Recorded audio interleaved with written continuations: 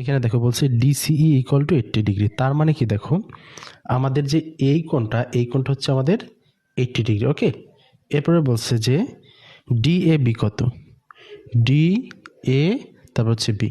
তো দেখো এই বৃত্তস্থ চতুর্ভুজের ক্ষেত্রে চতুর্ভুজ যদি বৃত্তের মধ্যে অবস্থিত হয় তাহলে বহিস্থ কোণ হচ্ছে বিপরীত অন্তস্থ কোণের সমান। অর্থাৎ আমাদের এইখানে যে এই এ কোণটা আছে এটা হচ্ছে এই কোণটার কী হবে, সমান হবে।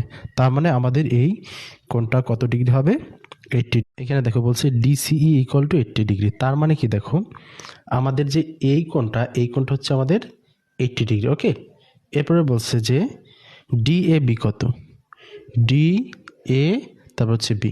তো দেখো এই বৃত্তস্থ চতুর্ভুজের ক্ষেত্রে চতুর্ভুজ যদি বৃত্তের মধ্যে অবস্থিত হয় তাহলে বহিস্থ কোণ হচ্ছে বিপরীত অন্তস্থ কোণের সমান। অর্থাৎ আমাদের এইখানে যে এই এ কোণটা আছে এটা হচ্ছে এই কোণটার কী হবে, সমান হবে। তার মানে আমাদের এই কোণটা কত ডিগ্রি হবে, 80।